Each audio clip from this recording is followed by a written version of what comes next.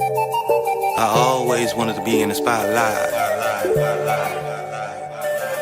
I always wanted to be in the spotlight. In the positive way, shine so bright. Give us the spotlight.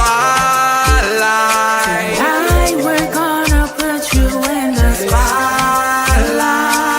It's your time to shine. Tonight we're gonna put you in the spotlight. It's your time to Give us the spotlight. Tonight we're gonna put you in the spotlight. It's your time to shine. Tonight we're gonna put you in the spotlight. It's your time to shine. Yes, indeed. Yes, indeed. It's another Sunday Spotlight brought to you by the Mix Squad. This Mixsquadtv. I'm Cash at Hand. And with us on the Spotlight this evening, we have a special guest, Inyarachaa. This interview is not going to be just about music. It's about life and the journey, which is a part of his series of, we'll hear his music series that he's been making for almost a decade now. We're going to have a really good discussion here today about a lot of things. What's going on, brother? Your mic, My bad. there you go. There you go. Nah, I'm good. What's good with you? All is well. That's what's up, man. That's what's up. Glad to have you on the Spotlight. Personally, just full disclosure for those out there, I've personally been a fan of this person, music, and just journey of life for about a decade now. So I know a lot about this particular artist and what he brings to the table. So we just gonna really chop it up today, really just get a tap into the mind of Inyarachaa and just kind of go on that journey. But I would love to just kind of start. I normally start with like the backstory, but I would love to start with the current, like right now, what's kind of going on. I know you just dropped Journey 7. Just give us an insight on just, you know, the state of mind of Inyarachaa today. Man, just trying to figure it out. You know what I'm saying? Because the journey that I'm on, bro, it's like with this land, trying to create different revenues of income, you know, while we doing that. Like I say, it's a lot to figure out. It's a lot that, because I'm the only one that's doing it. You know what I'm saying?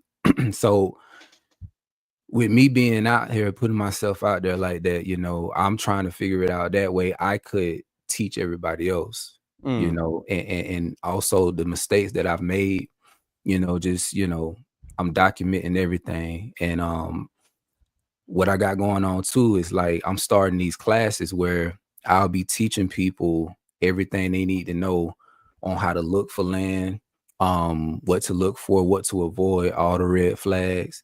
You know what I'm saying? So I think that's pretty dope because, like I say, you know how it was. I'm going to just say like this with credit. I'm going to just throw that out there. Growing up, nobody ever taught us about credit. You know what I'm saying? And it's like we had, like, as the older we got, we started using credit. We was irresponsible, you know what I'm saying? And we messed our credit up because we never had nobody to teach us how to utilize it in the correct way. You know what I'm saying? So it's the same way with this. It's like I see a lot of people going out there getting lands. Like, for an example, they go get some land and it's super cheap. They think it's cheap. You know, they don't know it's cheap for a reason until they figure out, you know, when they get out there and they see that it's in the flood zone. You know what I'm saying? So it's like it's little things like that I'm putting together, and I'll be helping people out with all that. So yeah, man, like right now, you know, I got the music going. I'm helping my wife with her album that she's working on. And yeah, just trying to find ways to help people, bro. Man, that's so interesting. Just even because being, like you mentioned, credit, like understanding all of what it takes to go through the trials and errors to be able to teach somebody like what they shouldn't do, what they should do. But that's credit, right? That's dealing with something digital. That's dealing with something that got some numbers that's arbitrary. That's not actual physical work. And so I find it astonishing just like the process that you're going through. I kind of just want to tap into that even more, because I know some of us that may be coming from our platform may not be aware of that. You know, bought a plot of land, and just kind of walk through the process that you had to go through to get to the point of building, not even just like building yet, but just when you got the land, certain regulations, certain red tape, all of that stuff that come with it.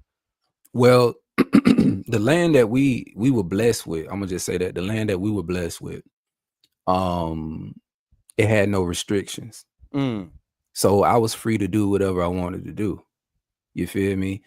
Which I'm the type person, I'm rebellious by nature. I don't like nobody telling me what to do and how to do it. So, you know, that was perfect for me. And yeah, it's just I had to shift my mindset. Like once I went out there, I stepped foot on the land, I just saw everything. I'm just like, you know what? It's gonna be tough, but I got a vision. You know what I'm saying? And I created goals, and I was like, you know what? I prayed about it. I meditated. I fasted. I did all that, and I'm just like, man, I'm about to do it. I ain't gonna lose. You feel me? Like I'm finna do it. It was either gonna be that, or I was just gonna leave the country. Right.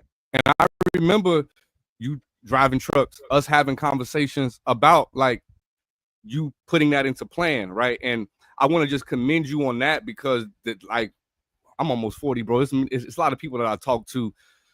Even I do it myself, where I'll say like I'm about to, I'm fin to, I got to, and this is the plan, and this is what I want to do, and ultimately don't necessarily attack it, because it's always, to me, the hardest thing to do is to start. Yeah. You know what I'm saying? Like the hardest thing to, like, once I get on a task, once I start a task, I get invested in it, and now I'm working on it. Yeah. But it's that initial nudge, and I just want to commend that, because a lot of us talk about it, but for you to actually put in the work, and now putting in the work, not just for yourself, but to have a blueprint for anyone else who wants to go down that road, I think is super beneficial for the lifestyle. You know what I'm saying? I think it's super needed, because there is a lack of information.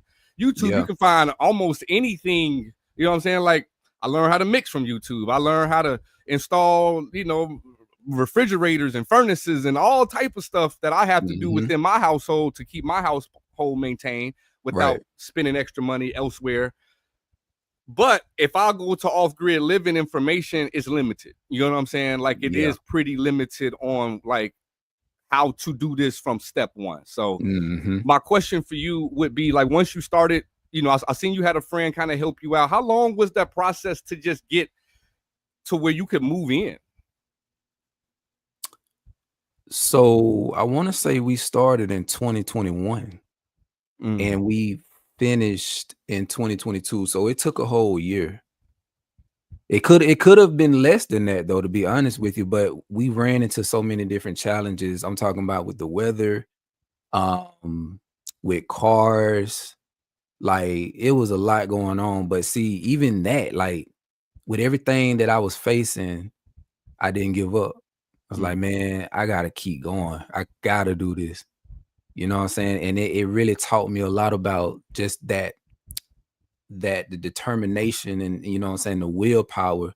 Yeah. You know what I'm saying? And the resiliency. So yeah, it took a year. You say that, and it just brought to mind, because I've been married for almost a decade, and like I know I love mine, you know what I'm saying? And I know we as husbands don't want to necessarily put our wives out there like that, but like some of those hurdles, like just some of those natural oppositions within the household of, like, you know what I'm saying, like not trying to make it seem bad or nothing, but just naturally, just like when is this gonna get done, or is this ever gonna get done, or you crazy, how we gonna live like this? Like, explain just the mental on that part. It was so man, my wife can even attest to it. I mean, it was rough, because whole time, you know, I'm telling my wife, like, okay, this is how I'm picturing it. Like, this is how I think it's gonna be. Like, and I know I could do it. I know I can make it happen. I just need to, you know what I'm saying, get the materials and go out here and grind, whatever. And she was like, oh yeah, it sounds good, right? But when I started to do it, And there were times where she just kind of questioned it. She was just like, how we gonna do this? How we gonna do that? I was like, don't worry about it. You feel me? Like, we gonna just trust me. All I need for you is to just trust me, right? And yeah, man, she once I completed everything and we moved in, you know, see, my wife, she's not a country girl. She's city, right? So you got to understand the adjustment for her. Like, when it came to bugs, I it can came to, envision it because I'm not a country dude. So like I could only imagine just that. Yeah. yeah. So like, there was a lot as a man, right? So there were certain requests that she made, and you know, for her to be more comfortable with it. Mm. Like, I'm trying to think. One of them was the kitchen sink. When we first moved in there, I say that first year, we didn't have like a traditional sink. You feel me? Like, I had to fill up a bucket, put it up under the sink. I had to get another empty bucket, put it up under there, and like whatever drop, go down in that empty bucket. And I had to keep, you know what I'm saying? I had to do a lot of that. But then after sitting down, I was like, okay, I'm tired of doing that myself. So let me go ahead and get like a legit sink, a water pump, you know what I'm saying? And just set it up like that. And that's what I did. Like, and I did that with everything around the house. Mm.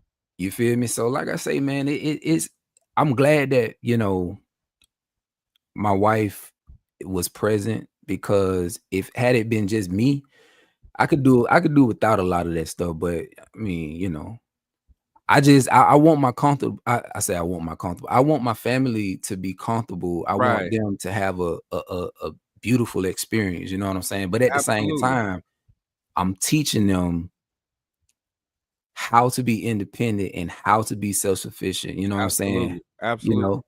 So While yeah. still creating your own comforts, because it's different having comforts that are just given to you Mm-hmm. compared to having comforts because you done went out there and made it comfortable for yourself.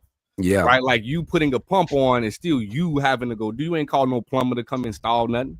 You know what I'm saying? So I definitely can understand that. And just in general, right, the experience, it's an experience where it's needed, like that additional, that spouse with the ideas and the requests, as much as it may annoy us or whatever in the moment, because we could like deal without whatever they asking for.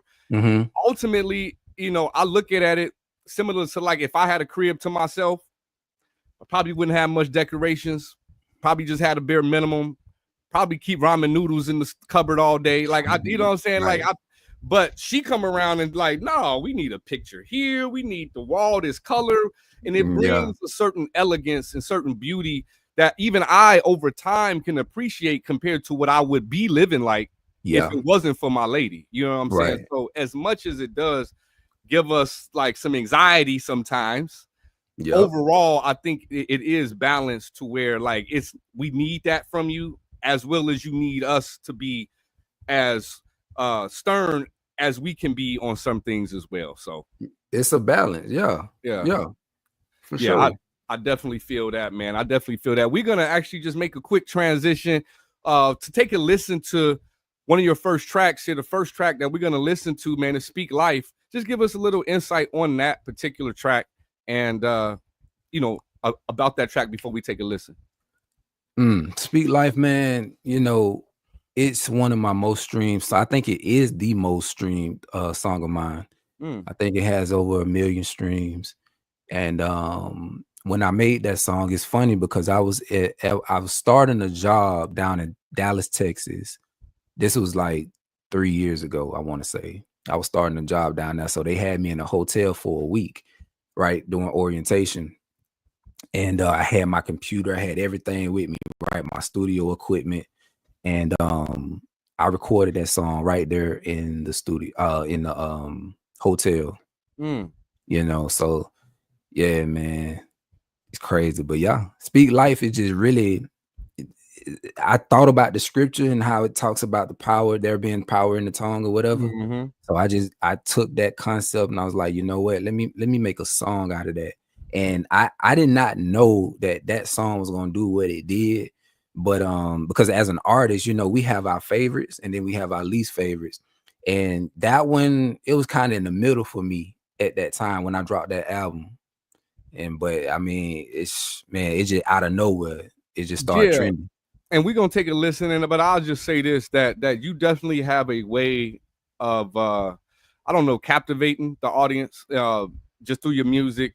If you're someone who likes to be intellectually stimulated, your music definitely hits home. Put it that way. You know what I mean? Like, and we're gonna take a listen to it now. But I wanted to put it out there that the reason why I gravitated as much as I gravitated to your music is because I'm a lyricist, and you brought lyricism to the topics that I was wanting to have music about. Right, you know what I'm saying? And so that, because like being a older man, I would say mid 20s, 28 years old, like I wasn't really looking for new artists to be fans for. You get what I'm saying? Like you kind of settled into what you like. But when I heard it, it was just, I had just got into the information of the truth and seeking out wisdom. And so you were one of the first artists that I heard that was speaking in that lane. And so that's why it registered for me. Let's take a listen to Speak Life, y'all. Turn it up.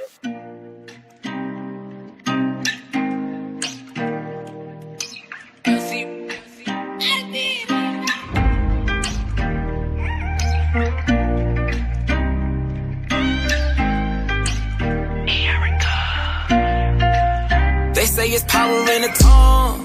If that's true, I wanna take this time to speak life into you. I'ma help you overcome what you going through. You're not in this alone, I was sent to put you on. You wanna see how good life is? All you really need is some guidance. The ones close to you may not like it. That's cool, cause pretty soon, them fools gon' see that you were a diamond. First of all, I wanna give praises to the Most High for giving me the strength to make changes in my life. Cause without me going through what I went through, how could I even have the wisdom to give you or lead by an example? So let me be your coach. You gon' need some advice when you get thrown against the ropes. I'ma keep you on your toes. I don't know if you know, but there are unseen forces battling over your soul. Who wins? Well, that depends on the choices that you make. My advice to you is choose life each and every day. That's easy for me to say when it's definitely not the case. It's tough when you got so much temptation thrown in your face. Okay, let's say if you fall by giving in, would you beat yourself up about it or get up and try again? Don't allow sin to be a burden. Accept and learn from it, move on and keep working. They say it's power in the tongue.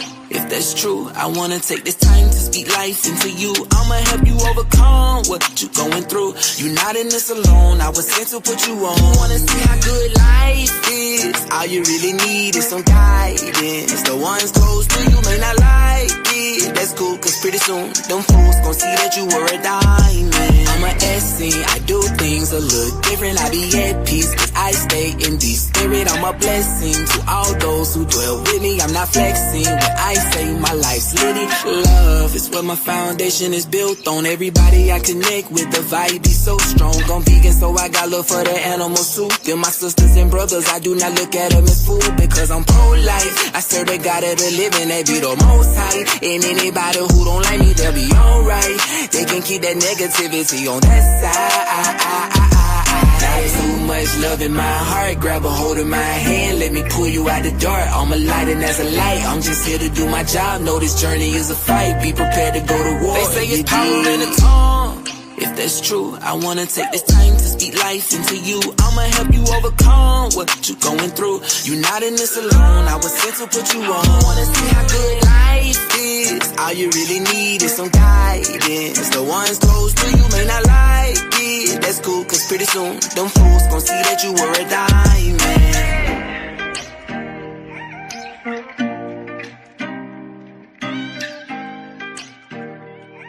Yes, indeed. Speak life, speak life. Man, yeah, that just brought me back to when I heard it, man. You know, time passes and moves on and you forget things. And that's one of the beauty about music I want to share with you about, like, when you put your art out there and you never know. Like, I hope this happens with my music to somebody out there one day, right? Which is, you never know when that piece of art hits them in whatever time period of their life that they're going through. Like, you know what I'm saying? I could recall when I heard that, like, I'm I know that was prior to the whole pandemic and all of that, right? Journey 5 came out before all that.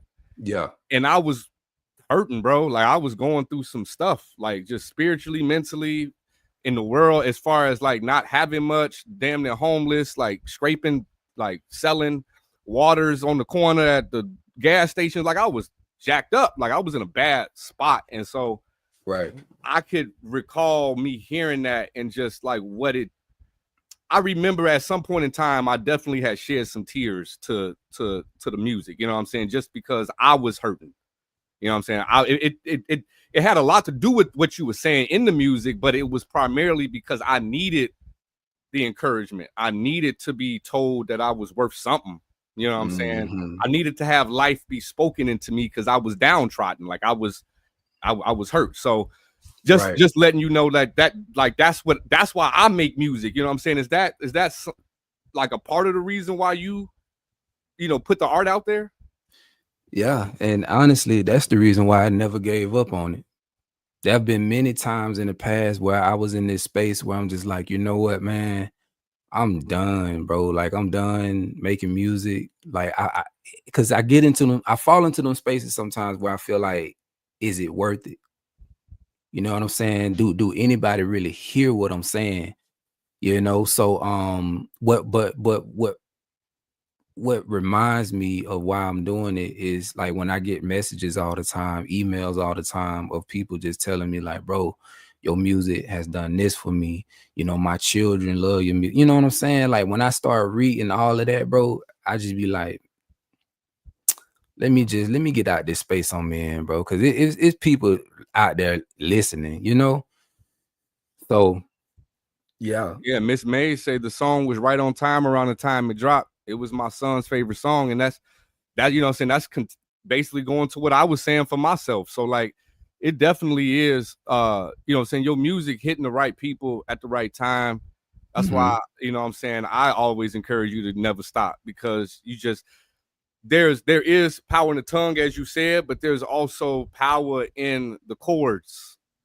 There's a lot of power in the chords, which is why the standard church uses it to get you ready for the sermon. Yeah. You know what I'm saying? It opens you up to receive. And so definitely keep on speaking truth to life, bro. I think it's just one of the many gifts the Most High blessed you with.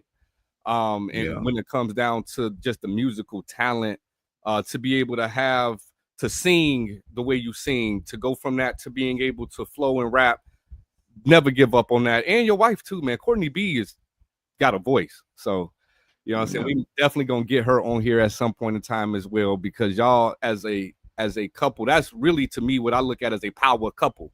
You know what I'm saying? Not the power that we see because they got money, fame, and attention, but you know what I'm saying, two black people with children, with ups and downs, with hurdles, with flaws, working it out, coming together, having their own land, doing what y'all gotta do to teach y'all kids the correct ways of how to be in life. That's powerful, and that's a power couple. So just wanted to shout that out and you know, and give that some credence. I do want to transition a little bit in your journey to just ask you about the Journey series and how did that name come about? Why did you end up using it? Kind of like it to me, it's like the Carter to me, you know what I'm saying? Because it's like every album you drop is gonna be the Journey. So just give us a little insight on the thought process behind that. I don't know. I guess I just wanted people to follow my life, because you got to think when I was in the world, even before I transitioned to start making more positive and uplifting music, I used to vlog on my YouTube channel. You know what I'm saying? When I was doing music in the world. So I kind of like showed them everything I was doing, all the shows I had, the behind the scenes, everything. So I kind of took that and I'm just like, you know what? Since this is, I'm embarking on this new journey, I want people to follow along, not necessarily, you know, just watching me on the camera all the time, but through my music, because that was my way of expressing, you know what I'm saying, myself. Like on all the Journey albums, not even just the Journeys, but just the other albums too, I have the messages. I started that. Right. And so the messages for me was just like journaling. and just free flowing. You know what I'm saying? So yeah, I just wanted people to follow along. So as an artist, I'm like, okay, I want to be able to articulate like my feelings, my thoughts, my experiences, and all of that. But I want to put it into song form, and I'm gonna keep it 100. I'm gonna put out, what I struggle with. I'm gonna keep it real, true to life, because I want them to relate to it. You know what I'm saying? I want to make the music relatable, so when they hear it, they be like, "Ah, man, he's speaking my life." Like, "Oh man, I'm going through that too." You know what I'm saying? But also providing solutions in the music. So, Right. like I said, music to me is art, man, and I've always used it in that way. You feel me? So that's really how the journeys was, man. This one I just put out, that's gonna be the last journey, because I was also looking at the significance of numbers too. So number 7 being Completion. like, yeah. It's done.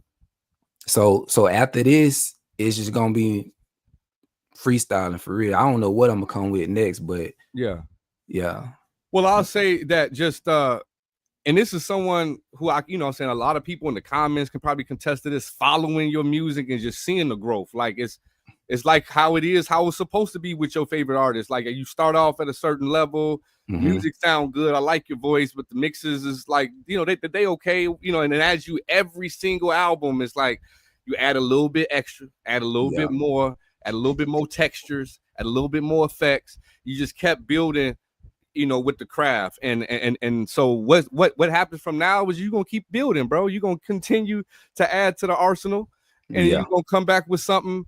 It's still gonna be authentically you, but it might sound different. You know what I'm saying? It might have a different vibe, but I've noticed that in most of your albums, you don't have a consistent vibe per se. Like it's very variable depending on what song you want to go to. You might have some Jamaican flavor, you might have some straight bars, you might have some, I want to kind of sing a little bit. You kind of give variety, so we've come to be accustomed to the variety. So it's not even like catching nobody off guard no more. We the fans are used to the different varieties of Inyarachaa throughout the music. So yeah. That's also another thing I wanted to showcase throughout my whole, I guess you could say, musical career, is just showing the versatility. Yeah. And I didn't know at first, I didn't know if that was going to be a good thing or a bad thing, because what I struggled with over the years, just to be honest, I didn't know what lane I wanted to be in, because I can do this and that and that. You know what I'm saying? So I didn't know what demographic would even gravitate towards the music. Yeah. You know what I'm saying? But my favorite artist, bro, is like one. I name a couple, just a couple. B.O.B., because of his ability to sing and rap and just venture off into other genres. I love that. Tory Lanez, he's another one that's super versatile. You know what I'm saying? But yeah, it's just like those type of artists I could relate to, because I'm just like that, so yeah, man. Yeah, for sure. And before we get into the message, part 11, which is one of the songs we're gonna listen to tonight. If you're out there watching, whether it's on Mixsquadtv or in Inyarachaa's channel, please like, comment, subscribe on his channel as well as ours, the Mixsquadtv, or at Mixsquadtv. We do a weekly series here where we just do a Sunday spotlight where we talk to an artist, engineer, producer, A&R a specialist, a music executive, someone within the world of music, where we highlight them, talk to them, and just get their insight for a little while. So with that being said, let's go ahead and take a listen to the next track, which would be the Lost Message Part 11, which he kind of gave a brief description that this is a part of a series that he has had since the journeys came out. I believe it's like 2 of them per album, huh? Message? Sometimes 2 or 3. 2 or 3? Yeah. Bet. So let's take a listen, y'all, to Lost Messages Part 11.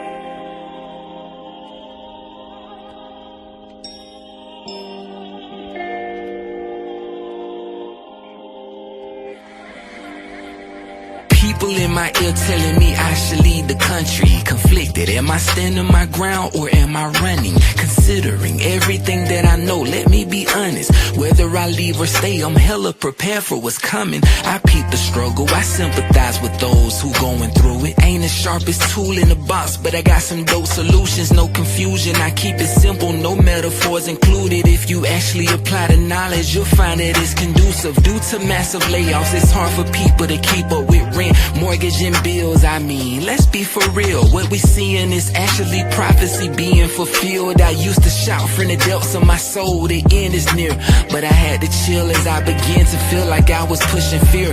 2020 was the year I started to switch up the gears. Abba blessed us with the land, spirit led me to build. Tell me, what's faith without works? Blood, sweat and tears used to drip from my face as I slaved away each and every day. Splinters in my fingers from all the wood that I would lay. Mind you, I ain't know a damn thing about building either. Learning as I go, step by step. YouTube was my teacher. Nothing could stop me from creating this reality. I always knew I could, I just needed to believe in me. Now I see that nothing's impossible. Despite whatever obstacles, the kid's unstoppable. I'm really out here taking leaps, man. You go to work to survive. You go to work to pay bills like light bills. You don't need a light bill if you're using free energy. You don't need a light bill if you're using solar panels. You don't need a light bill. You see that? You don't need water to pay a water bill if you got your own land tap resource on your land. You don't need to go to the grocery store and be on food stamps or work to pay for food if you grow your own food. Now remember when I told you all I got some dope solutions. For those of you who struggle and question what you doing. You see the price of groceries and now you gotta choose. Either you break the bank or start growing your own food. That's what I do. I'm just saying as I shrug my shoulders, why keep paying for electric when you can invest in solar? The initial cost is healthy but no monthly fee is guaranteed. I refuse to pay utilities when God offers free energy. See, these the things they never teach you in indoctrination camps. Why y'all still sending y'all babies there when they should be outside, out in nature, learning how to be self-sufficient outside the matrix? But how I'm gonna do that in Inyarachaa when I gotta work all the time? Well, first renew your mind, then begin to strategize. Realign with the divine, put in that overtime in the spirit though, and watch how your dreams become alive. I used to drive trucks for a living, now I'm retired. I was bringing in 2 bands a week, like oh my God.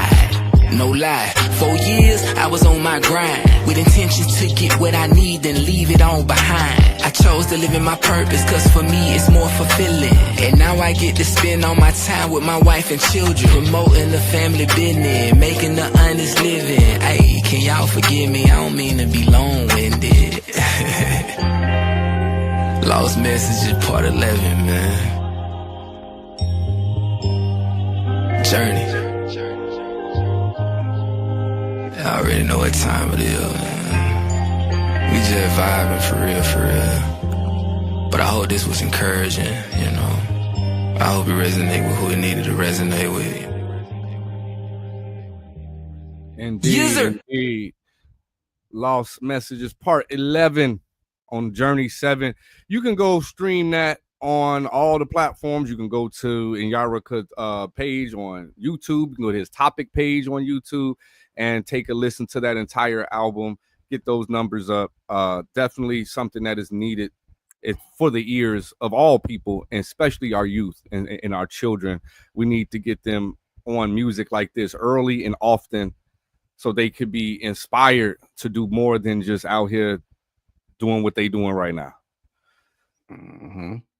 For sure, man. Yeah, dope on the like the whole new album. Just me listening to it, like, you know, I've started to listen to music less and less because I work on music all the time. But when you asked me to take a listen to it, I took about 2 different days to just go halfway through each, and you know what I'm saying, it was what I expected, man. Like, it was, as a fan, it was what I had grown to love about your music. And so, like, it was hard for me to really just give you like I know you was asking for like engineer ears on it. And it's like, man, it's so hard to separate sometimes when you are a fan. It's like, if you listen to Tory Lane stuff, like you just like the way he do his art. And it's like, it's hard for me to really just listen to the mix because I'm really enjoying it. So it's so that's kind of how I was. But I did have a squad take a listen to a few songs as well. Very, very minor things, bro. Like very, very so like just that being said, talking about some engineering topic for a second. Like your engineering game definitely is up there. You know what I'm saying? For a self-learned engineer who just kind of took it on, kind of like you're dealing with everything else with the land, with what I'm saying, it's evident that if you get something in front of you, you'll figure it out. Just kind of walk us through that journey of mixing, bro. I'll be honest with you, I don't even know much about like the technical side of it, like all the ins and outs of it. Like what this plugin is doing, what that plug. Like, I guess because as an artist, I've been working on my stuff, so I know what sounds good to me. Right. You know what I'm saying? So like I remember years ago, I bought a template from one of them guys on the internet, and I started using that, and then I kind of worked around that. Like over the years, I took what sounded good because I go off the feel. Mm-hmm. You know what I'm saying? Like I know I got the ear for it. So like I said, I don't know the technicalities. I don't know the terminology, all that, but I know if you give me some plugins and then you kind of briefly explain to me like, okay, these what you need right here to make you sound, to get that sound. Right. Then I'm gonna take that and I'm gonna work with it and just keep working with it, learn it, and then boom, until I master it or whatever. So even like with the mixing that I've done over the let's see, these last 3 albums, let me see, 7, 6, and 5. 4 was not good. I did not like the mixing on 4 because that's when I first started to get kind of serious with it. Yeah. And it if you go back and listen to some of them songs, like they trash as far as mixing wise. But but after that though, that's when I started to get better and better with it. And now I'm still not where I want to be 100%, but none of us are, man. Like, you know what I'm saying? Like, I'd have been in front of some of the best engineers in the world and have competed in challenges and been recognized for mixing. And my partners will tell you backstage, like, I still be doubting certain things just because it's a nuanced skill. Yeah. You know what I'm saying? And it's nothing that certain things could be measured. If I'm playing basketball, if I shoot a shot, it either go in or out. Success is measured by that ball falling in the basket. With music, you could be a trash engineer and be at a studio that got the hottest artists out right now, and you mixing their stuff, and because you mixing Cardi B stuff, you considered someone at the top of your craft when you really trash. Yeah. So like how to measure an engineer, some people look at the success and just only go by like, well, they mixed so-and-so and they mix so-and-so. But sometimes that just be in the right place at the right time and have very little to do with your skill for real. Yeah. So yeah, like I would just like to say that all serious engineers, even the best of them, constantly feel like that they're not quite as good as they want to be. You know what I'm saying? Because there's always every single mix I could break down and literally say there's something that you could do. Yeah. You know? And like every single mix that's out there right now, I could be like, if you take down 3K a little bit, it'd be a little bit less annoying. Like this, you could always nitpick at it because it's subjective. You know what I mean? It's opinionated. Was it XXXTentacion when he was making music? They purposely was distorting their stuff. Yeah. To give it a grunge sound, to give it a unpolished sound, and that was the sound that they wanted, and it blew up. So it's like sometimes when it come to art, like Picasso, think about Picasso. You tell Picasso, hey man, that's not how a face supposed to be. You know what I'm saying? Your eyes ain't where it's supposed to be. He looking like that's how I want it. And so sometimes when it comes to mixing, hey, I may want my effects to be circling around you. When another engineer like that it made me dizzy. Can you just pan them left or right? So it's super subjective, man. Don't beat yourself up too hard on the mixing. Yeah, but like you said, that's the beautiful thing about it, man. There's no right or wrong way to do it. You know what I'm saying? What you as the artist, you know what I'm saying? However you hear it, you know what I'm saying? If you get that sound, then I mean that's all that matters. So, but for me though, because I guess I set my standards so high, and this is like even when I was in the world, like going all the way back to 2010 or 11, I started working with a professional engineer, and he was mixing all of my stuff. So that gave me a reference for like when I started doing it. I always go back to them songs that he did of mine, and I try to kind of match the levels and you know see what he did, because he was kind of like a gatekeeper. Like I would go to him and be like, okay, in order to get my sound like yours, like teach me like what I need to do. He didn't want to give me the he didn't want to give me the information He want to because he making money. Yeah. You know what I'm saying? So I bet. So I just, like you said, went on YouTube, watched some of my favorite people, saw how they did it. And then just work with it every day.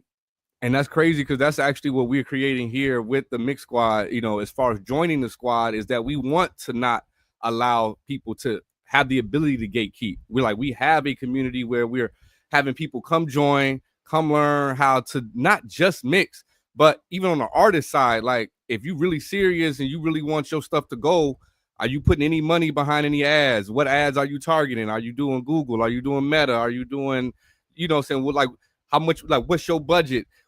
We provide a membership in a community to where all of whatever I know, whether that's credit, whether that's getting the bag, whether that's mixing music, whether that's songwriting, because Q the Music is a professional songwriter. You know what I'm saying? We have people who master music in the group. We have people who do live engineering in the group. We have, you know what I'm saying, people who can teach you some immersive audio, Dolby Atmos type of stuff, right?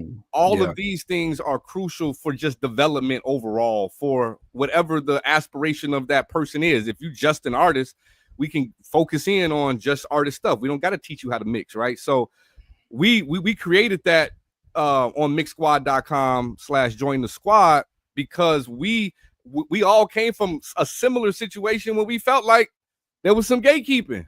You know what I'm saying? Like we could only reach a certain level, but once you started to go beyond your place, it was like, hey, what you doing? Like, hey, this ain't that. This ain't meant for you to elevate beyond this. This is meant for you to stay where you at.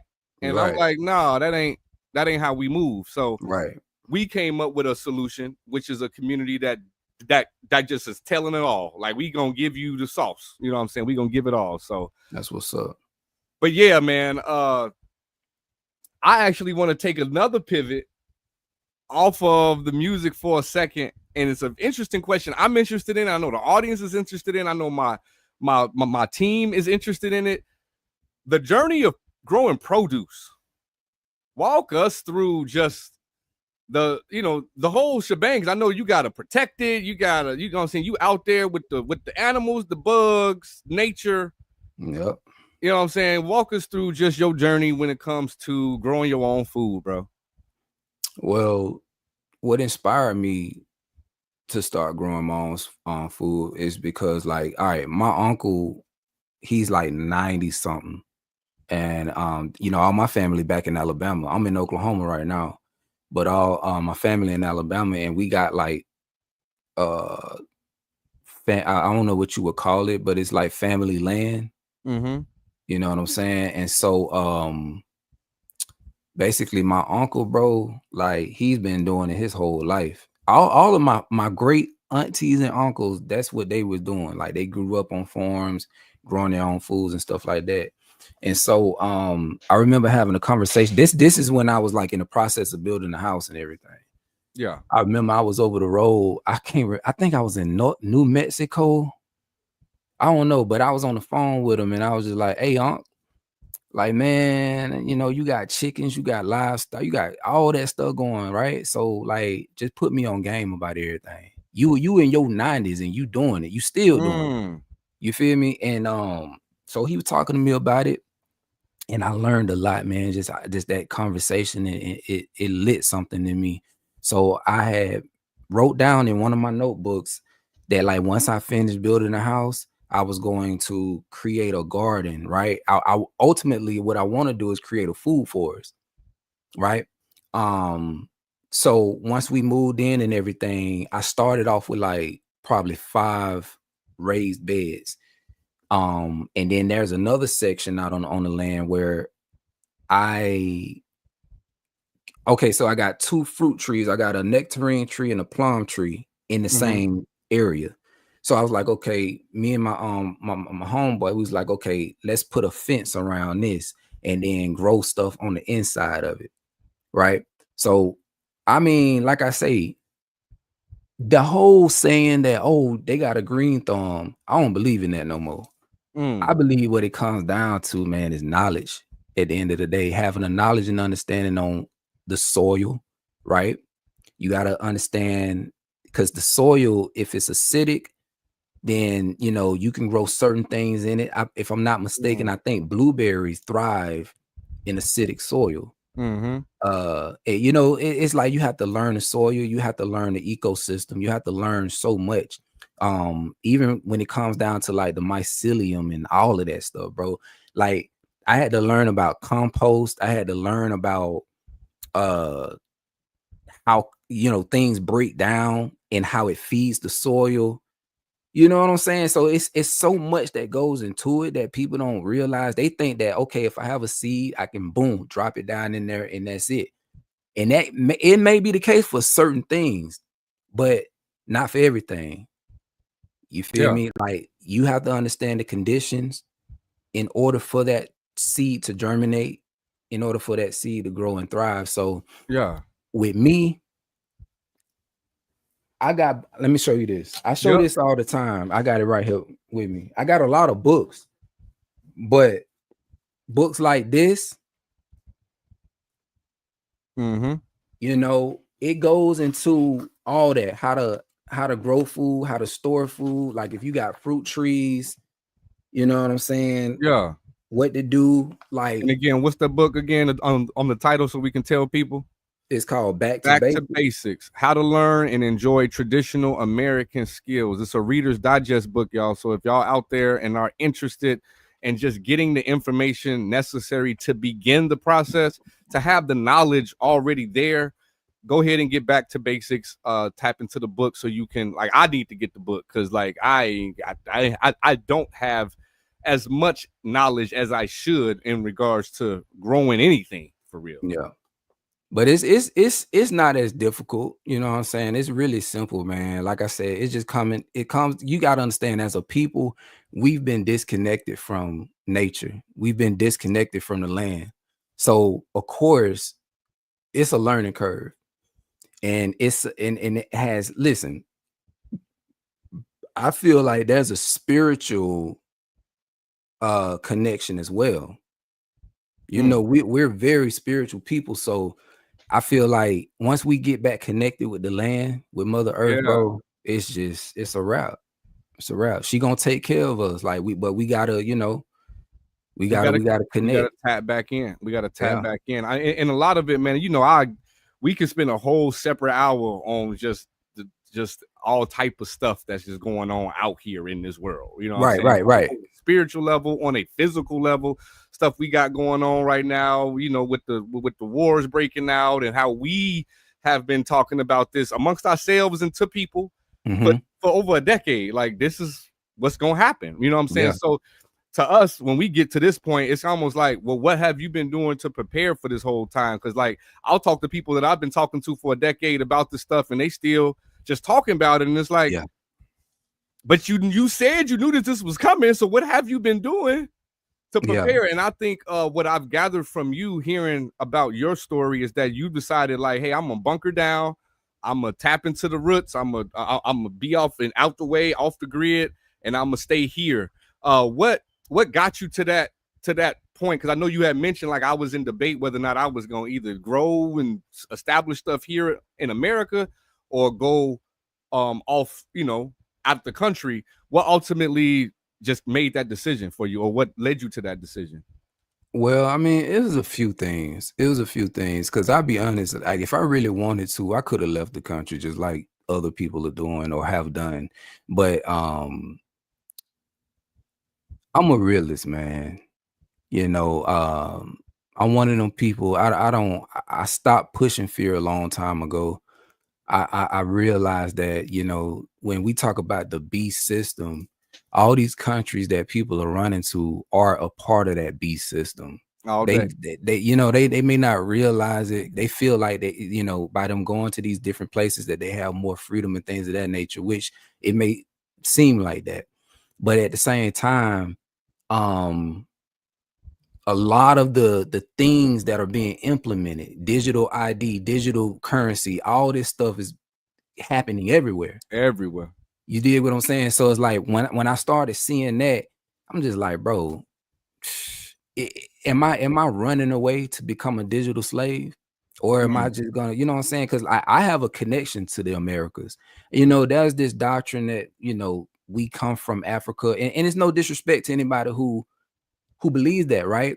You know what I'm saying? It's all love. But for me, all of my ancestors that I've spoke with, the longest living ones, that the ones that's still alive, have told me that their parents and their parents have always been here, and we've had land here. We were our own farmers and you know, cotton pickers and everything like that on our own lands, right? But then when you the more you study American history, you see that these folk, bro, like, we been here, bro. Like, they tell you that so many Indians have been shipped to the West Indies, but when you look in the West Indies, you don't see the type of Indians that they put out there to us today. Right. All you see is people that look like us. Right. You did what I'm saying? And it's like, it's just a lot that we could talk about all that stuff another time. I know. We definitely need to do this again on a different type of scenario where it's not specifically for the spotlight, because I do want this to just kind of highlight what you've done in your journey. But we definitely need to just like just come back around and just chop it up, bro. Right. But for me, I don't know, man. I don't move off fear or anything, but I just feel like, you know, with me going off the grid, I wanted to be an example to others, because I know our people have a problem they struggle with believing in themselves. They struggle with like really seeing what it looks like when someone takes a leap of faith. So I wanted to be like a front runner, you know, and show them like, listen, bro, it can be done. The Most High gave us the power to do whatever we want. We just got to tap into that and just, of course, you know, put the Most High first.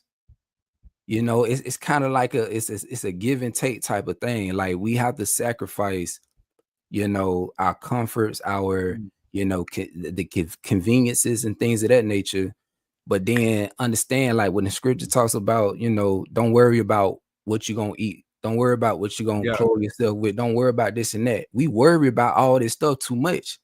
And so it's almost really programmed to like we're programmed to daily ponder and consider and wonder. And that's a part of disconnecting from nature that you're talking about, because as the scriptures say, that bird gonna wake up and just find the worm. He ain't over here like, oh, I ain't gonna find nothing to eat this morning. So I definitely feel you in regards to that. And in addition to that, before we finish that conversation, when you're talking about sacrifices, let's listen to Living Sacrifice and give us a little bit of insight on that particular song. On the Living Sacrifices. Let's just take a listen. Okay.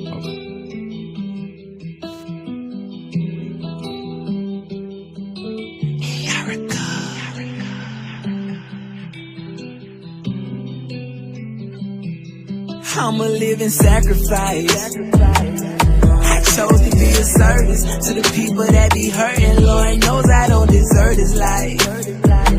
I've been searching and I found that I'm just here to serve a purpose. Listen, I'm a living sacrifice. Y'all don't understand, it was all in this plan. I'm just here to help you get it right. No, I'm not your average Israelite, cause I am the light. Who I am in this flesh ain't important at all. I'm just here to save as many as I can till I'm gone. Everybody got a lane, I just stay in my own. I never worry about the next and what they got going on. God gave me a mission, so I move a little different.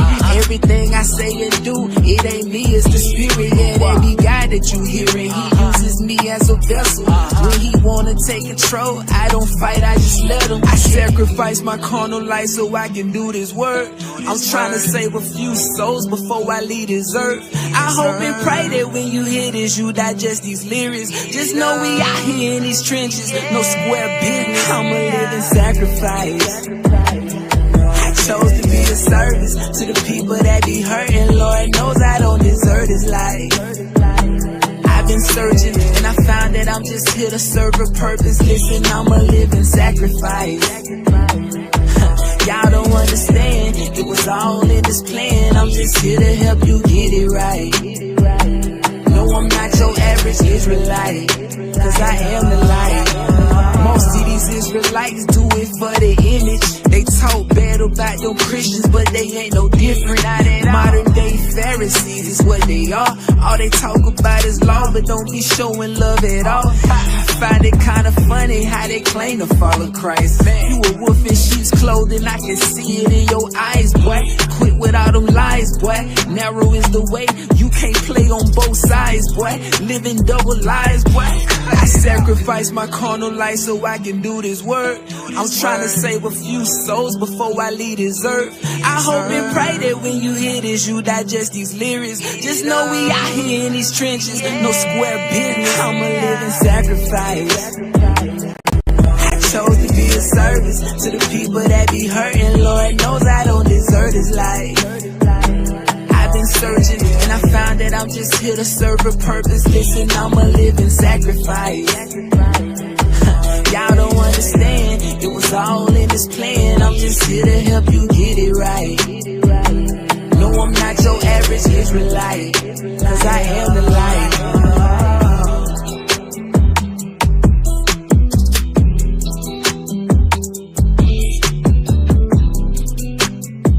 Yeah. Living sacrifice.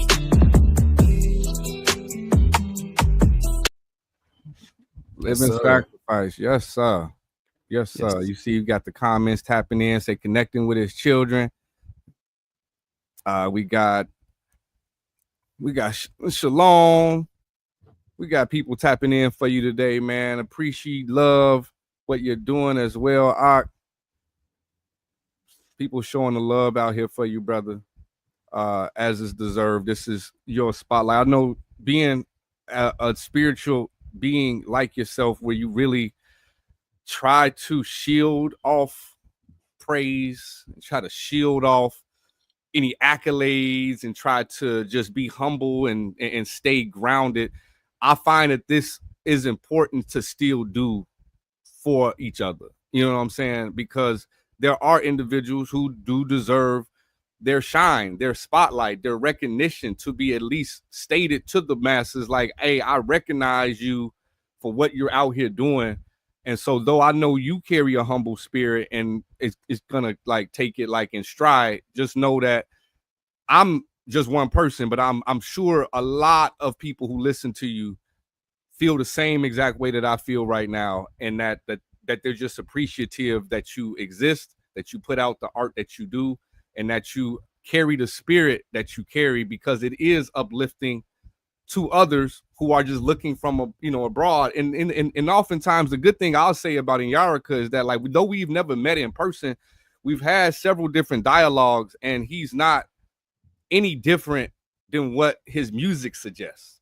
There's a lot of people who you end up meeting, and it's like, he not true to what he really be out here talking about, singing about. He not really about that for real. He is truly living out the things that he is rapping and singing about, and I think that's dope. That is just the truth of who you are.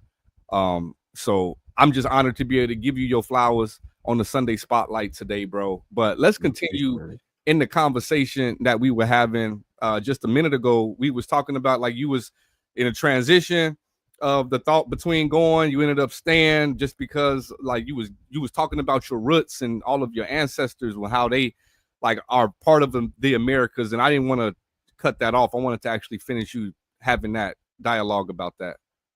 Oh yeah. No, I was just saying all that to say that, like, I have a connection to this land, just knowing that my ancestors walked it, they fought, you know, they stood their ground, and to keep it sacred, you know what I'm saying? And for me to run away from that, and like I say, to each his own, you know, but for me, I'm a warrior, bro. Like outside of this music, outside of all this stuff, I will fight. You understand what I'm saying? I'm ready for war. Like however that look, however it come, it is what it is. Like I'm to that point in my life, and I know a lot of people don't like talking about this, but I'm at that point in my life, bro, where I felt like I've accomplished so much. Overcoming all of my demons, bro. Like the hell that I've been through, and managed to get my way out of it and to become who I am. And you know what I'm saying? I felt like even to getting married, bro, I never thought in a million years that I was gonna get married and have children the way I was living. Yeah. You know. So for me to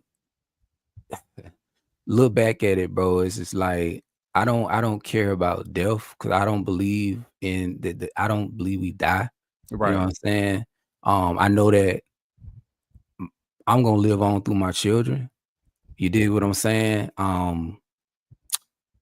And I'm gonna fight for them, like real talk. And it ain't just my family. Like I always tell anybody on here that I done had conversations with, they'll tell you, like, if you within my vicinity, within my circle, I'm fighting for you. Like, and I'm not talking about in my circle, like people I talk to. I'm just saying, like, if where I'm at, your physical location. Yeah, like if you around me, oh yeah, I'm gonna do what I gotta do to protect you, and I'm gonna do what I gotta do to help you be as comfortable as you can be. So that's just the type of person I am, bro.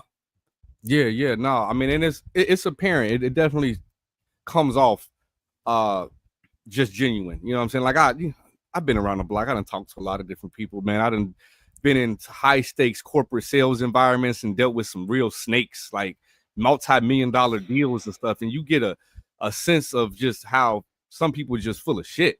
Like it's just is what it is. And like I never really got that from you, right? You know what I'm saying? Every time we spoke, regardless of what it was or whatever your insight was about it, it was genuine, it was thoughtful, and it was authentic.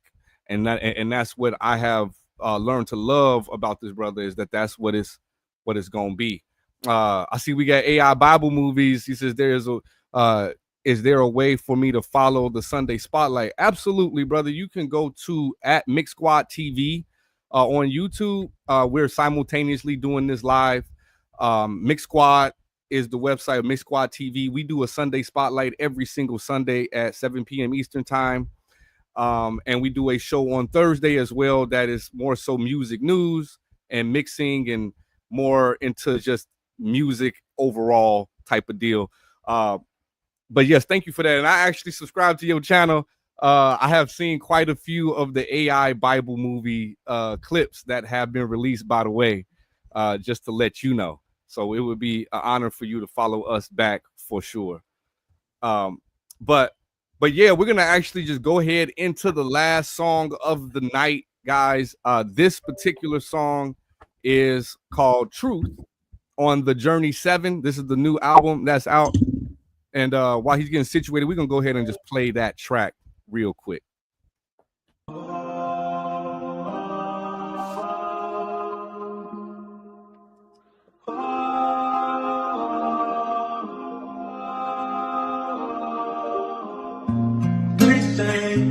Love you. They don't love you like I do. They don't love you like I do. Like I do. They say they love you. They don't love you like I do. They don't love you like I do. Like I do. Whoa. It's been 13 years since I've known you. Guarded you for so long, but I don't own you. You so sacred to me, but I feel it's only right to show the whole world who you belong to. Ooh, you a blessing to so many, but a curse too. The devil's holding you hostage, don't deserve you. Yeah. Hey, we really living in them times where people yearn for you. Whenever they hit rock bottom, it's you who they run to. People really hate it when I bring you up in conversation, especially when I tell them about themselves. You ought to see they face. You a threat for real, but I love it though. I ain't got no chill. When I open up my mouth, they know what time it is. Too much of you, they be out of here. I remember when you found me, I was underwater at the time, drowning. I but used you to breathe air back in my lungs, gave my heart some electricity. Slowly but surely it started beating, I was pounding. I can't speak for others, I know what you did for me. You took them chains off, and you set me free. Hardest thing I think I had to do was cut off every single person who I felt was a burden to me. It's been 13 years since I've known you. Guarded you for so long, but I don't own you. You so sacred to me, but I feel it's only right to show the whole world who you belong to. Wait, I got more to say. When it comes to you, I incorporate you in every way. How I live my life, lead my children and my wife. I know for a fact that I was using me to demonstrate the image it created. From the beginning, looking at society, damn, I know I'm winning. Breaking all these curses, who doing it, not too many. Going off the grid, we becoming self-sufficient. Listen, people gon' hate, but it's okay, that's how life go. Hearts waxing cold, which is why I be ISO. Focused on the fam, it's my only obligation. Everybody gotta work out their own salvation. I be laughing at the thought of every temptation. With you dwelling in my conscience, Satan treats never faze me. TRUTH is what your name is. As long as there's life on this earth, you gon' always be famous. It's been 13 years since I've known you. Guarded you for so long, but I don't own you. You so sacred to me, but I feel it's only right to show the whole world who you belong to. Ooh, you a blessing to so many, but a curse too. The devil's holding you hostage, don't deserve you.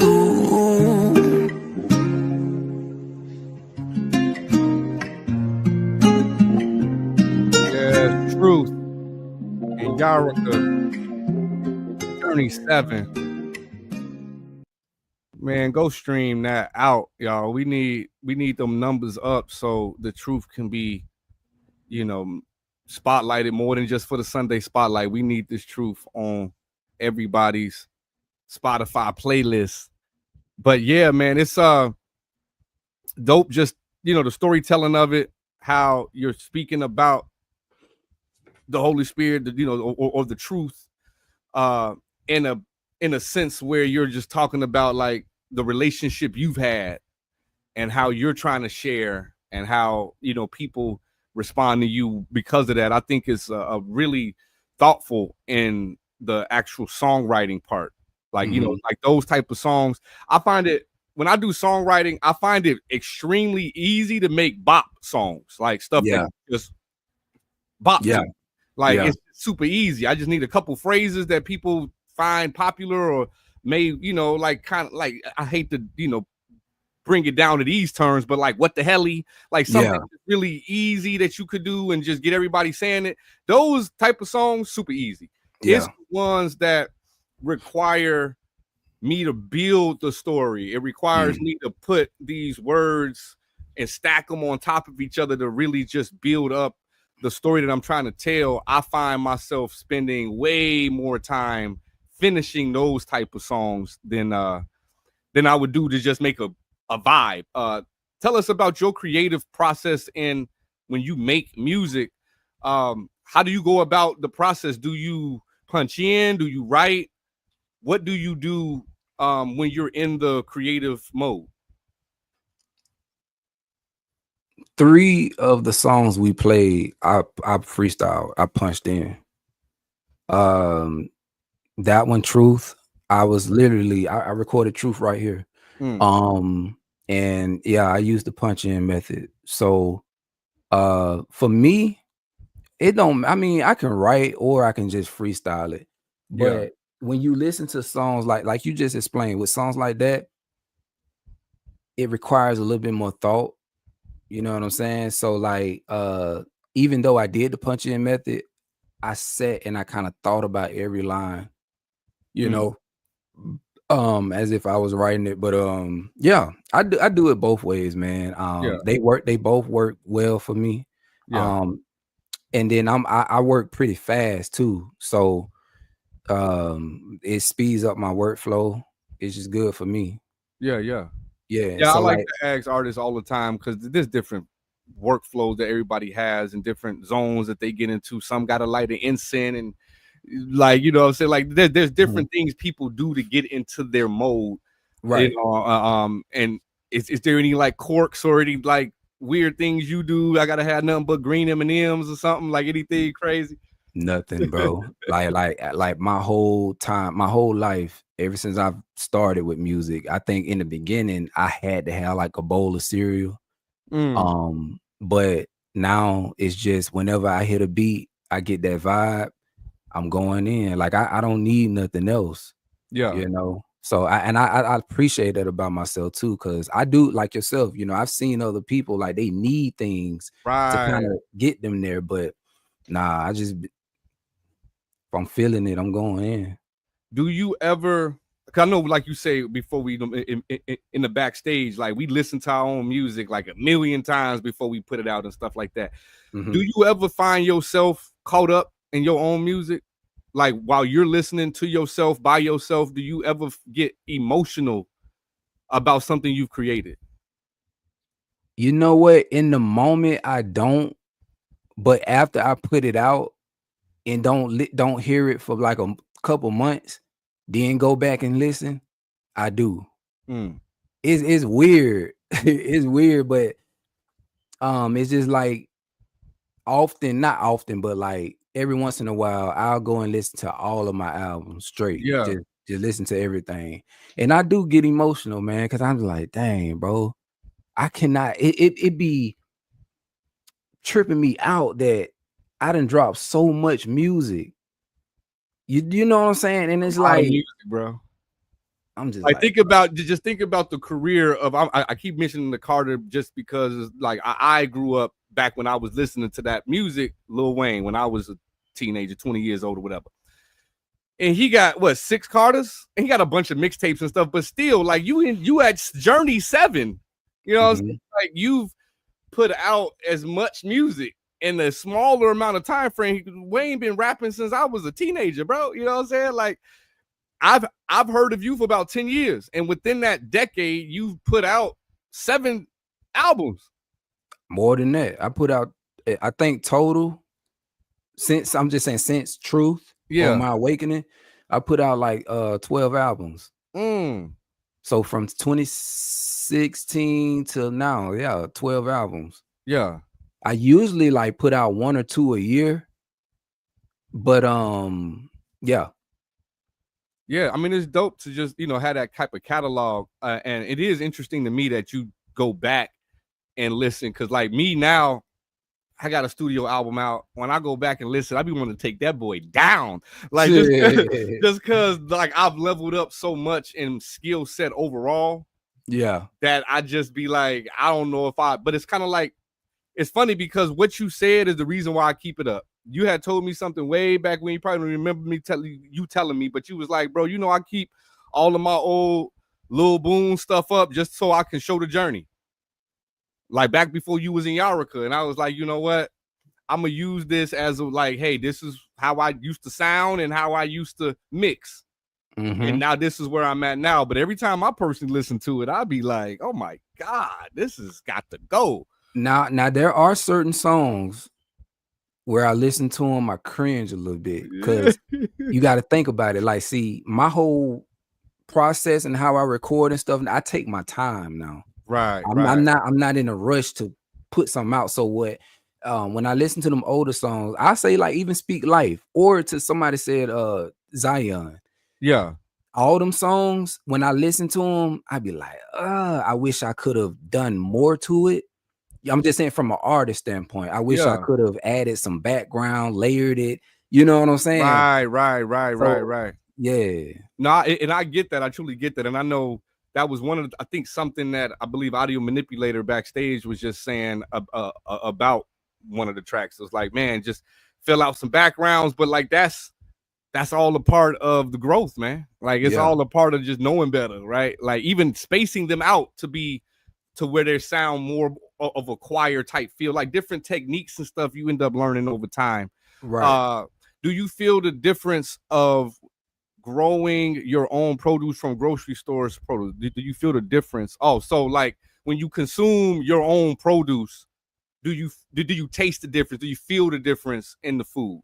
100%. Especially strawberries, like fruit, stuff like that, man, juicier. You know what I'm saying? Flavor, like the flavor is just crazy. But nah, it's a huge difference.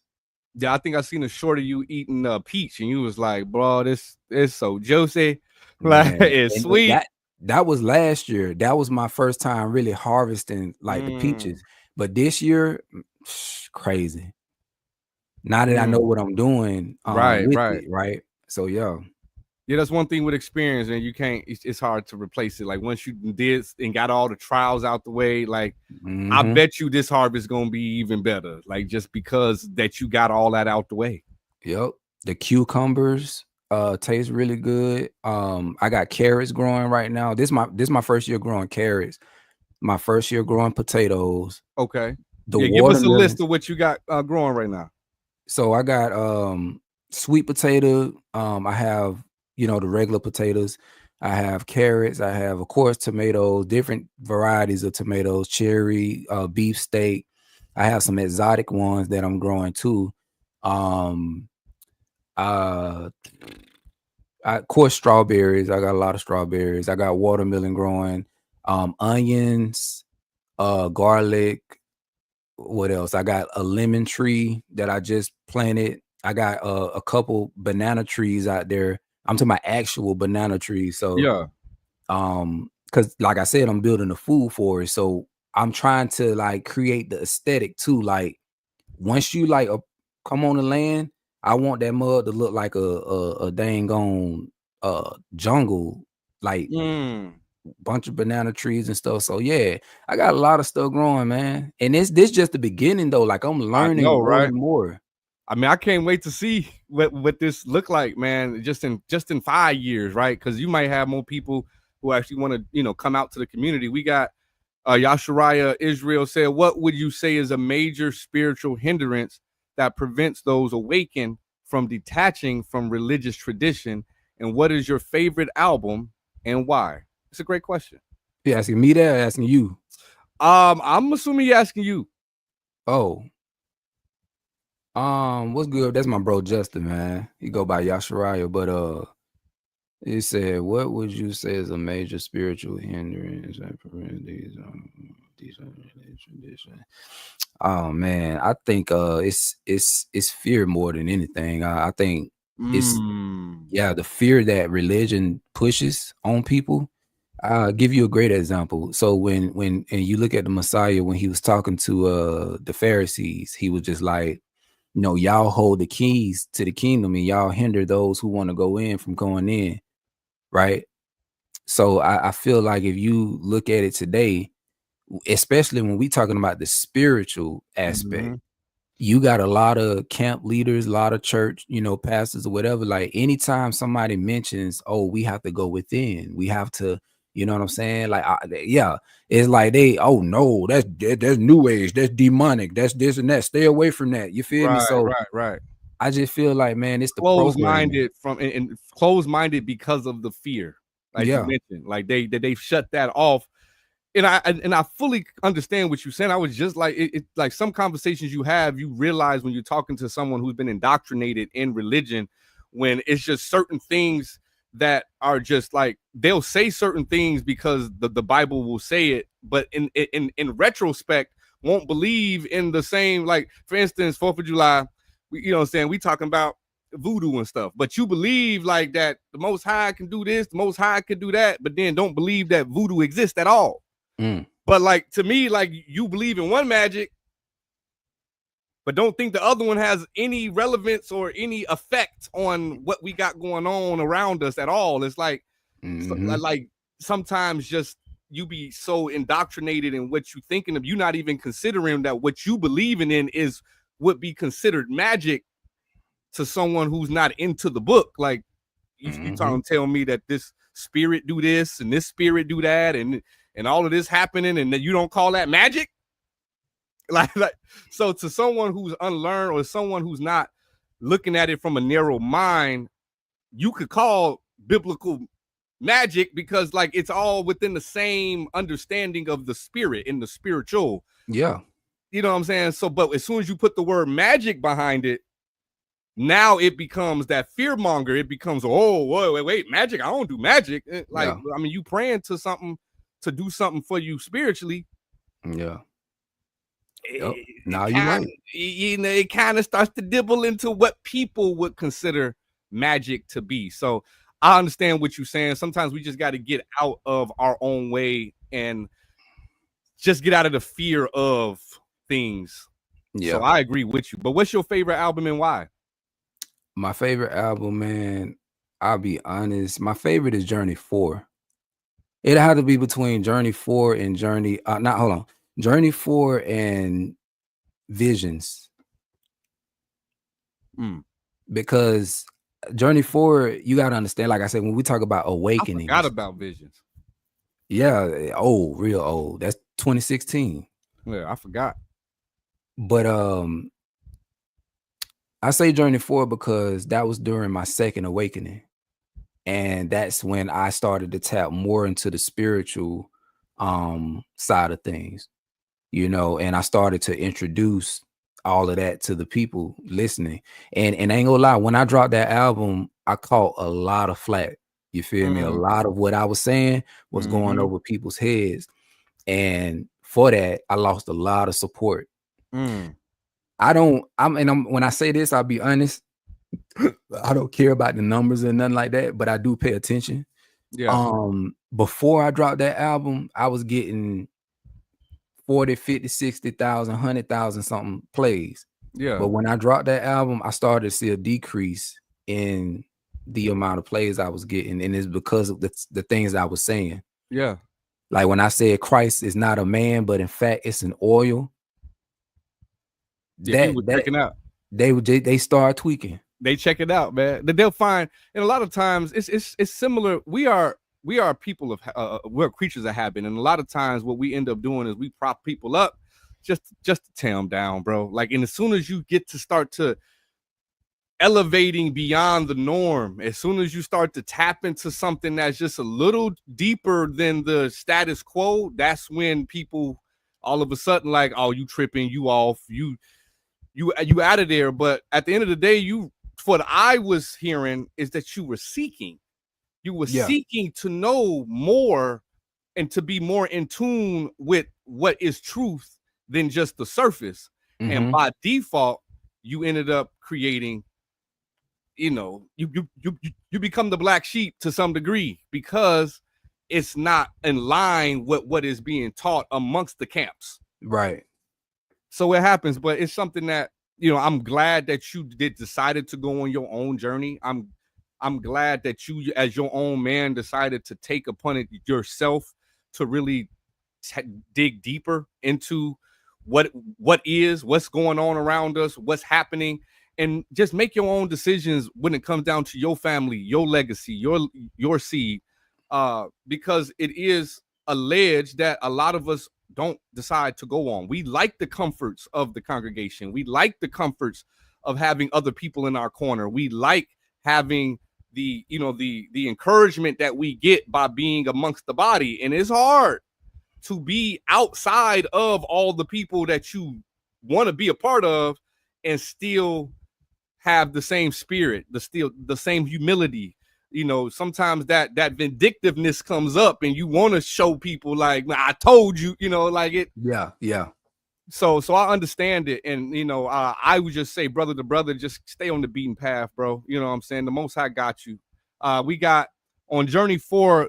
And by the way, ask as many questions as you want to right now before we hop off of here, because we're about to hop off soon. So definitely, if you have any comments, get them in here on YouTube. If you're on the Instagram side, go over to YouTube, because I can get your questions in. I can't really see them on Instagram. But on Journey 4, the track Differences, I love that track.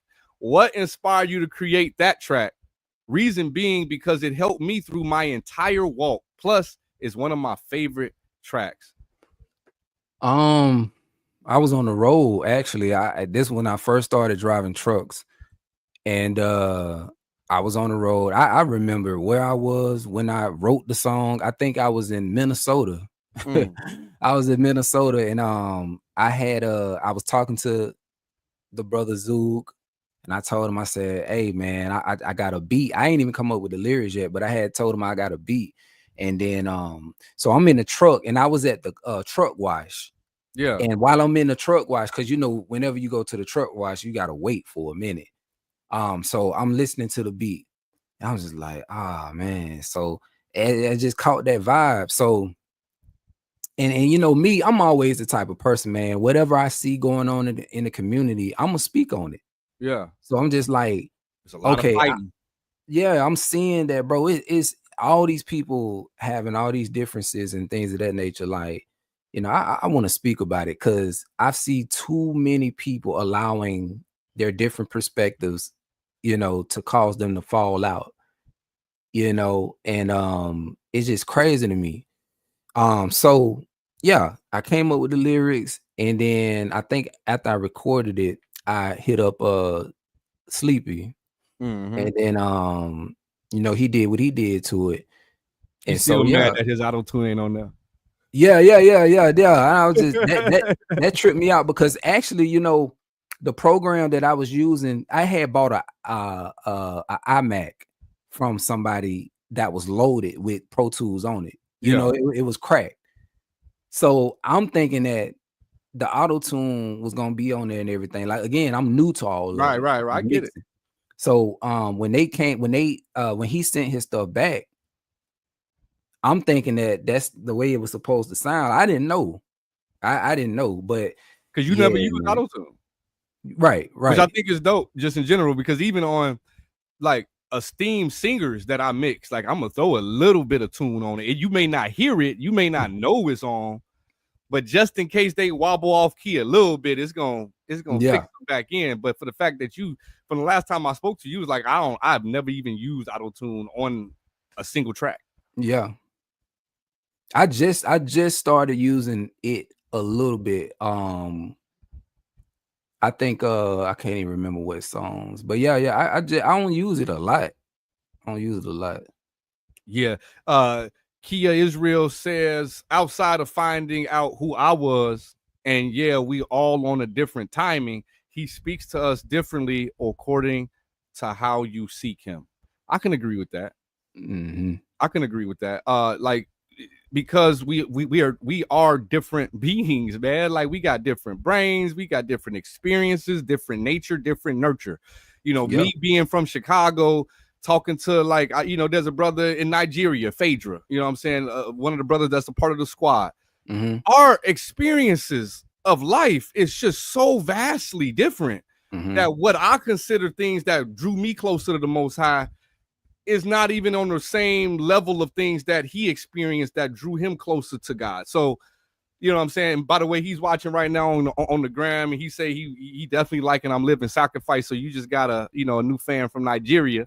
Appreciate it. But like, because we come from so many different backgrounds and experiences, he has to communicate with us to how we can understand it, because whatever he revealed to Inyarachaa, if he revealed it to me, how he revealed it to Inyarachaa, it may not register to me.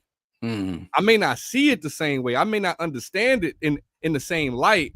And so there are certain things and certain ways that he knows each and one of his children, and he knows how to communicate to each and every last one of us. And to bring Frank with you, it's just simply put, as the scriptures say, some of us just ain't his kids. Yeah.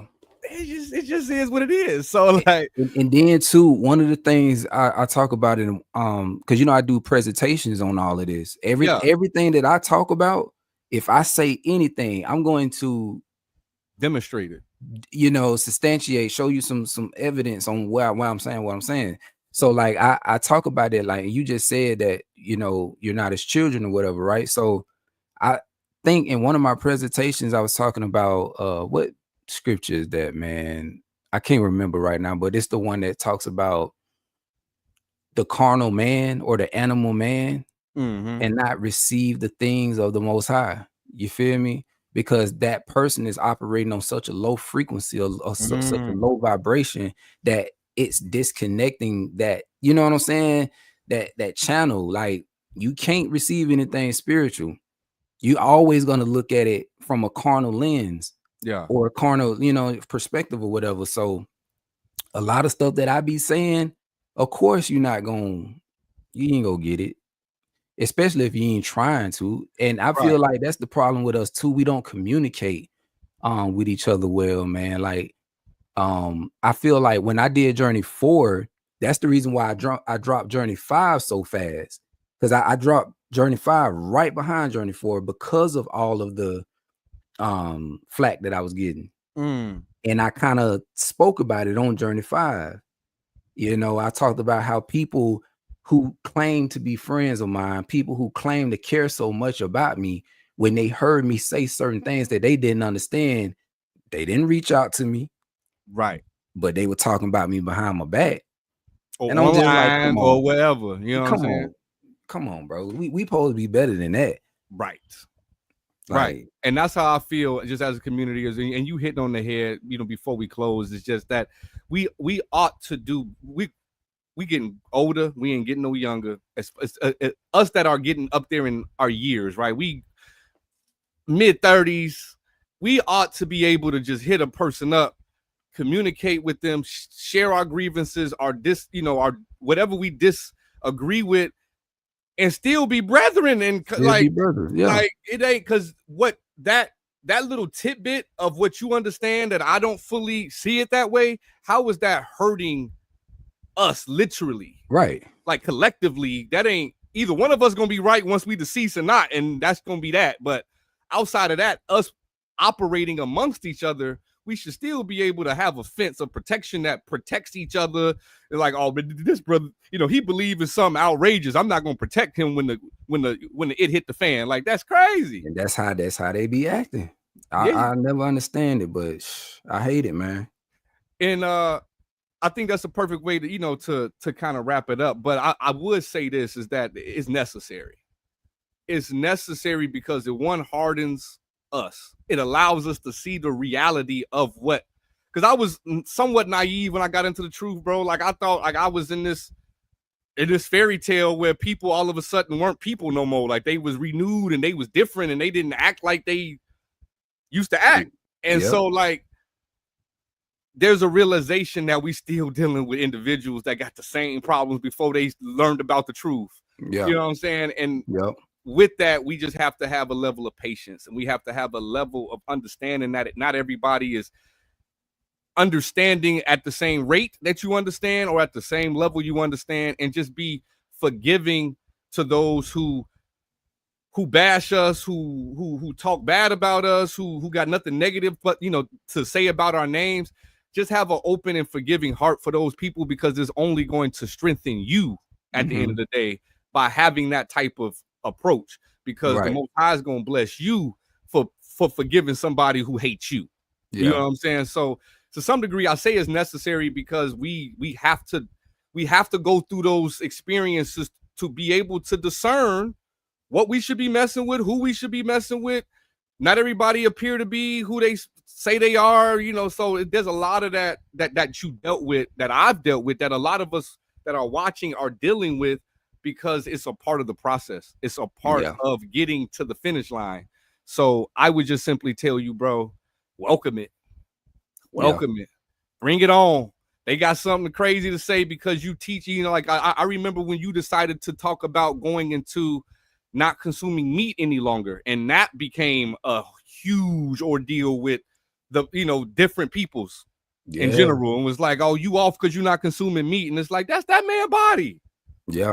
But if he has evidence and he has things that he wants to put forth to present and showcase, why don't we dialogue about what he's presenting and less about what he's doing? Like can you disprove what he's putting out there?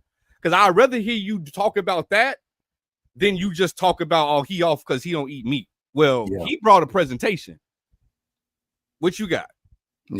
So, just stay encouraged, brother. I know you will. I know you won't need to hear it, but I just feel like I feel the need to tell you, because it is something that we don't always hear as often as we should, from brother to brother, from man to man, from father to father, knowing all of the things that we are having to just manage throughout the lifetime of being a father and a husband and a artist, being an artist in general. You putting your heart out there, bro. You putting your soul on wax for people to consume.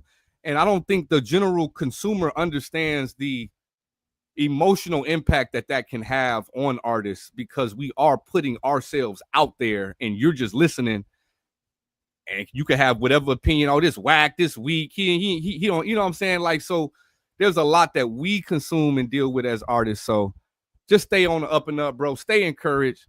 And we got to do this again, man. Maybe not particularly a Sunday spotlight, but just schedule some time where we can really get into the nuances of different things. Just maybe have someone that you can bounce ideas off of, talk with on air, to really just chop it up about the nuances that I'm sure the audience really wants to get into. Because as we see, as the interview concludes, we start to get more and more into the deeper of things, which is what I'm into all day, every day. However, this platform is not necessarily the for that per se. Now we can get into it. I ain't got no shame. But we can definitely schedule that for another time where we can really just chop it up, bro. I love talking about this stuff, but I also love that you're about the action, which is why I'm drawn to you, because you don't just talk about it. So we got a few more comments. We got plant-based. He speaks so loud when you're full of fruits and veggies. He say, we got, I tried and it's true. Let that death go. The meat today ain't even worth eating, man. We don't know what we eating in the grocery stores, bro. You don't know if that's chicken or something that they done created. We don't know, bro. Yeah. For real. We don't know if we ever had chicken for real ever in our life, unless you done grew some. Like, Holy Spirit, lead them here for sure. I appreciate y'all. Shalom. Man, appreciate you for tuning in. We appreciate all y'all for tapping in with not just Inyarachaa, but with the Mix Squad on the Sunday Spotlight. If you know any artists that you would want to see on the Spotlight moving forward, send them over to the Mixsquad.com/Sunday Spotlight. It's a quick form just for us to get to know who you are, and then we can get them scheduled on the show that we do once a week, every Sunday at 7 p.m. Eastern time. Man, it's been a blast. It's been a joy. Yes, There's one question that we always ask every guest on the Sunday Spotlight. If you had to do a tour and you was putting together this tour, you got 5 artists that you could do a tour with, who you got on the ticket? Oh, I know, right? It doesn't matter who it is. They can. Oh, I forgot to mention, dead, alive, or in jail. Don't matter. Like, it's just whoever you want to put on that tour with you.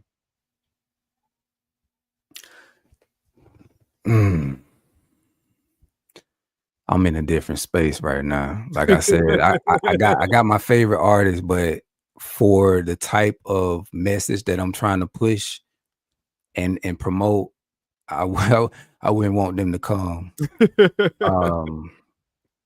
But I'll keep it like this. Some of my favorites, and I can't remember everybody, but I would say, okay, I would bring on a Naviel. You know who that is? I've heard the name. You remember? Have you ever heard "Humble for Yah"? Yes. So okay. he changed his name to Naviel. God. I'll bring Naviel. I bring what's his name? Hezekiah. Okay. Now I would bring, what's his name? What's the brother name who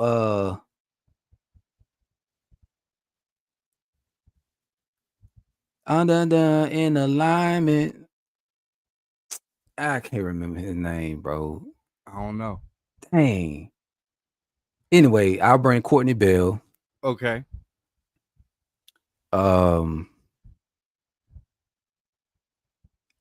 It's so many people, man. I can't even think. I'm waiting on to hear one name that I'm just expected to hear that I ain't heard yet. I ain't gonna spoil it though. I see it in the chat. I see the name in the chat. I'll put it that way. I was surprised I ain't hear that name. I ain't gonna lie to you. What, Karatazar? Yeah. Cause like y'all just makes really good music together. Yeah. I mean, yeah, I would bring Karatazar. Karatazar be turned. What I already said. We got Derek Ibar in the chat. Oh, the Rock. Paisley the Hebrew. Free Soul, that's his name. Free Soul. Got you. Yeah, so I have a tight little group, man, and it's like I say, it's so many people out there that's doing their thing, bro. Yeah, and there's a lot of people we don't even know that's doing their thing. Yeah, that we just ain't been aware of yet. Yeah. Like, So that's who I bring. War, Sleepy, like they raw to me too. So it's hard, like you say, it's hard. It's hard when you gotta only select 5. Yeah. Like I said, it really it's like the I know with tours you got different artists, because like right now, if you're looking at the worldly tours that's going on, you got NBA Youngboy that's about to go on tour, but he's bringing Big X the Plug, right? Who was supposed to be on Lil Baby's tour, right? But that's a different. When you look at NBA Youngboy and Big X the Plug, that's a different sound. It's a different sound, but similar audience to some degree. Yeah. You know what I'm saying? Yeah. The genre of the songs still within the same box. Like, for instance, the reason why I like the lineup that you put together, all of those are different sounds. Yeah. But they still have a similar message. Yeah.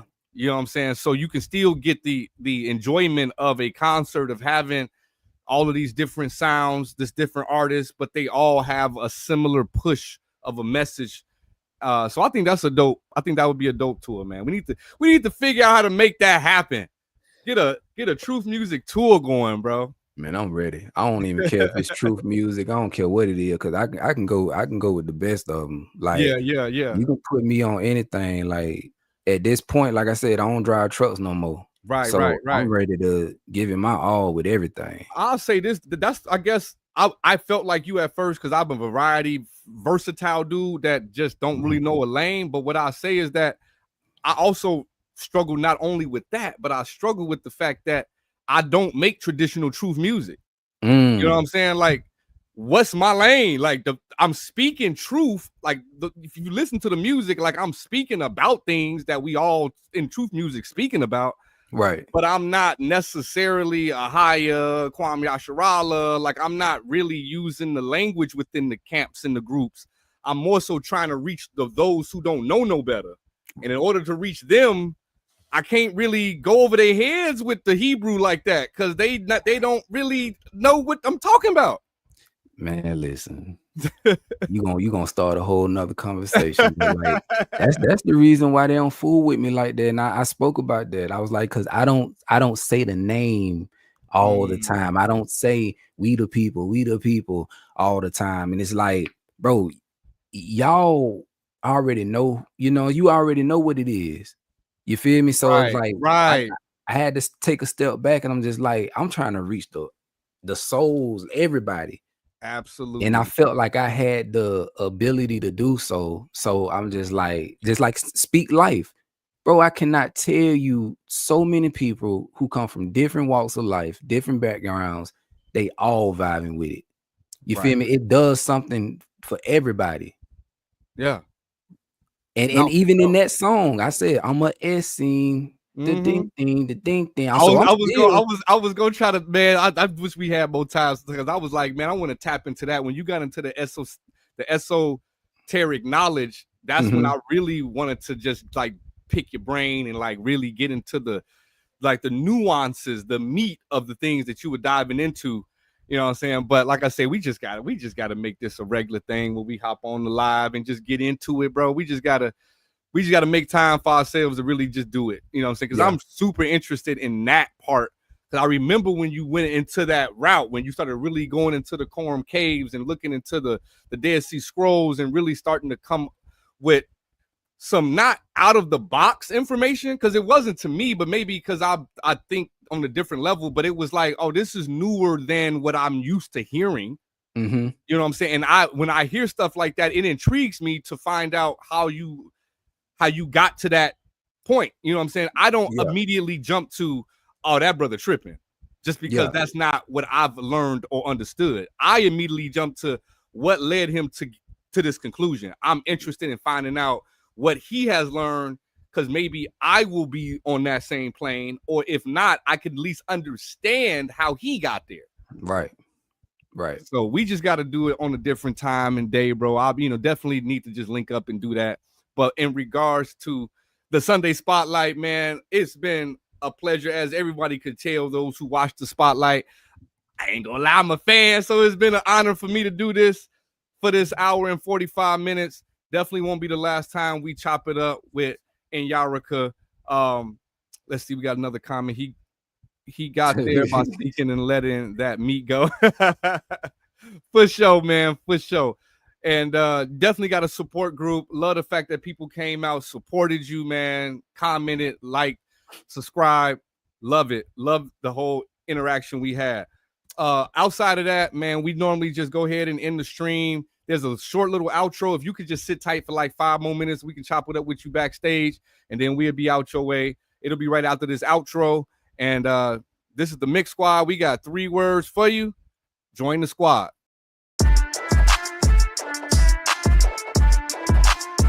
Did it again, Alec. Give me more. Okay, cash at hand. That's the motto, that's the plan. Got a whole lot of loot. Check my status, that's the brand. Boy, stop playing. Money so long, broke them rubber bands in the jam. I'll be damned if I fuck with Uncle Sam. I be spazzing on the beat. I go thermal on them niggas. I'm absorbing all the heat. Oh, salty ass niggas be thinking that it's sweet. Oh, dusty ass niggas in the presence of the league. Salute. Yeah, we looking for recruits. Join the squad, get you open, corner 3, 2, 1, shoot. Don't be scared, come prepared, and we keep you in the loop. Get you squared and prepared, and we accept you as a troop.